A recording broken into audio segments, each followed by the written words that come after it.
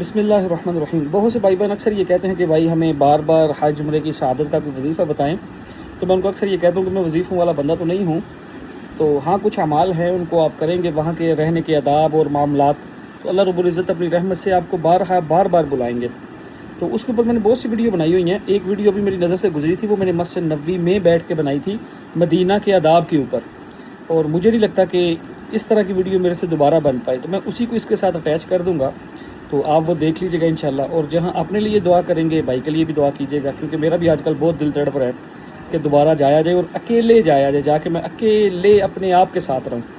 تو انشاءاللہ اللہ پاک یہ بہت جلدی ارادہ فرمائیں گے اور میں بھی وہاں پہنچوں گا، اللہ پاک آپ کو بھی بلائیں۔ تو یہ ویڈیو دیکھ لیجیے گا اور بھائی کو دعاؤں میں ضرور یاد رکھیے گا۔ کہا سنا معاف ہے۔ اللہ حافظ۔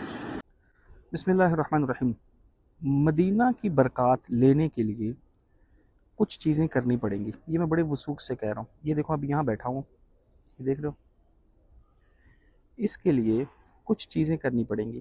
جو بھی بھائی بہن ان پہ عمل کر لے، اللہ رب العزت ان کو مدینہ کی ساری برکات دیں گے اپنی رحمت سے، اپنے محبوب کے شہر کی۔ پہلی چیز، اس چیز کو عزم کے ساتھ دل میں بٹھا لیں کہ آپ کو یہاں اللہ رب العزت نے بلایا ہے اپنی رحمت سے، کیونکہ اللہ ارادہ فرماتے ہیں تو کام ہوتا ہے بس۔ باقی یہ جتنے آج کل الفاظ چل رہے ہیں نا، بلاوا آیا، ایسا ویسا، اس پہ میں کوئی بات نہیں کرتا۔ میں صرف یہ کہتا ہوں اللہ ارادہ فرماتے ہیں، اپنی رحمت سے بلا لیتے ہیں۔ اب بلانے والے پہ دیکھو، میزبان نے بلا لیا، اب مہمان کے ذمے کیا چیزیں ہیں اگر وہ بار بار آنا چاہتا ہے؟ وہ کیا؟ پہلی چیز یہ، جب مدینہ ایئرپورٹ پہ اترو، میں مکہ مدینہ دونوں کو اکٹھا کر دیتا ہوں لیکن میں اسپیسیفک مدینہ کا بتا رہا ہوں، تو اترتے وقت مدینہ کی زمین پہ پاؤں رکھنے سے پہلے کچھ چیزوں کا عزم کیا کرو کہ اے اللہ، میں پوری کوشش کروں گا جب تک میں یہاں رہوں تیرا حکم اور اللہ تیرے نبی کا طریقہ نہ چھوٹے، پوری کوشش ہوگی، کوئی کمی پیشی رہ گئی اپنی رحمت سے معاف فرمانا۔ اس عزم کے ساتھ اتر جاؤ۔ ہم حق ادا کر نہیں سکتے ان دونوں شہر مکہ اور مدینہ کا، لیکن عزم ہے نا، اس پہ اللہ رب العزت کی مدد مل جاتی ہے۔ اچھا پھر کیا کرنا ہے؟ پھر جیسے ہی وہاں سے آؤ، خوب درود شریف پڑھتے رہا کرو، جو آپ کو ہوٹل ملے وہاں جاؤ، خوبصورت صاف ستھرے مرد کپڑے پہنے، عورتیں بھی، مرد خوشبو لگائے، لیڈیز نہیں لگائیں گی، خوب ادب کے ساتھ مسجد آؤ، تحیت المسجد پڑھو، نماز کا ٹائم ہے نماز پڑھو۔ بہنیں پراپر اپنے پردے کا اہتمام رکھیں، کوئی ہاتھوں پہ مہندییں، فیشنیبل ابایاز، گوگل گلاسز نہیں، عاجزی۔ اگر یہاں بار بار آنا ہے اور یہاں کی لذتیں لینی ہے، یہ صرف ان کے لیے، یہ یاد رکھنا۔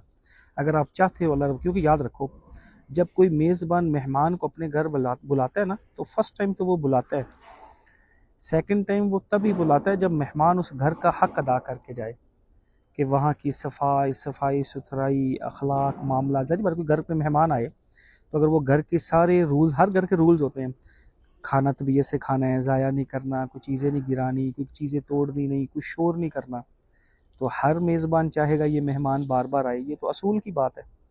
اسی طرح مدینہ کی برکات ہے، آپ نے ہوٹل میں بھی رہتے ہوئے اس چیز کا خیال رکھنا کہ یہ نبی کا شہر ہے، وہاں کھانا ضائع نہ ہو، وہاں کوئی ایسی چیزیں نہ پھیلانا، جگہ جگہ تھوکنا نہ، یہ ساری چیزیں۔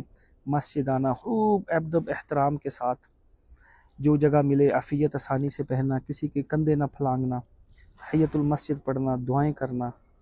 اسی کے ساتھ سلام کرنے جاؤ، ہاتھوں میں جوتے نہ ہوں، بیگوں میں ڈالے ہوں، خوب موبائل ہاتھوں میں نہ ہوں، خوب درود پڑھتے جانا، روضہ رسول پہ جا کے سلام پیش کرنا، اپنی طرف سے الصلاۃ والسلام علیکہ یا رسول اللہ، الصلاۃ والسلام علیکہ یا حبیب اللہ، الصلاۃ والسلام علیکہ یا رحمت للعالمین۔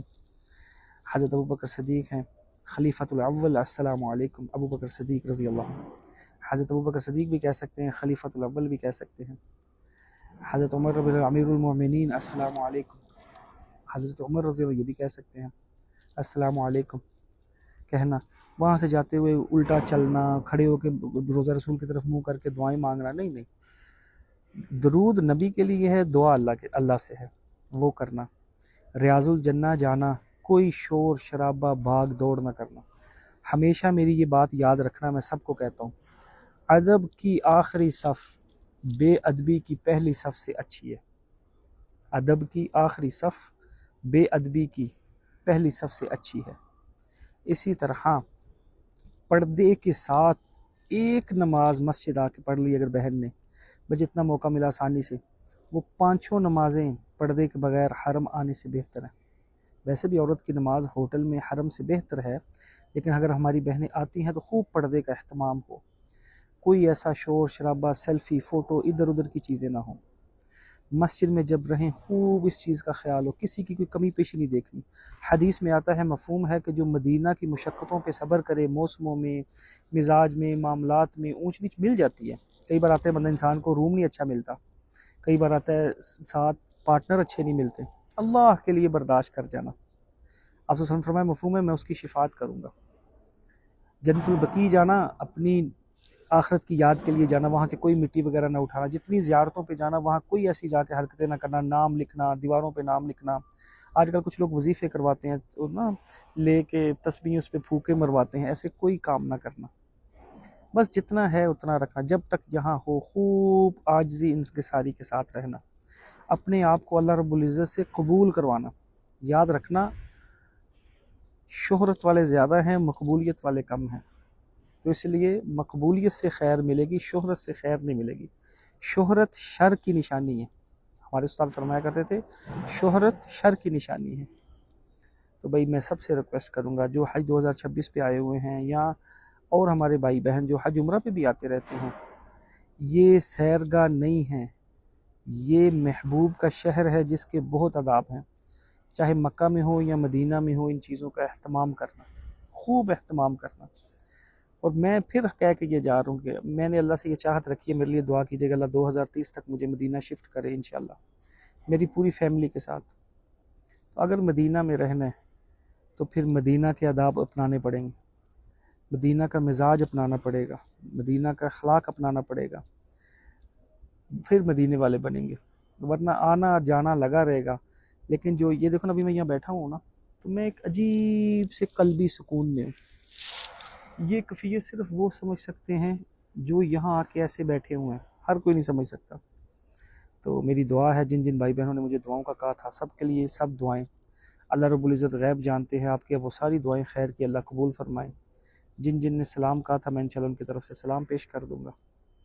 تو اللہ پاک حج ہے 2026 کا عافیت آسانی کے ساتھ سب کا قبول و منظور فرمائے۔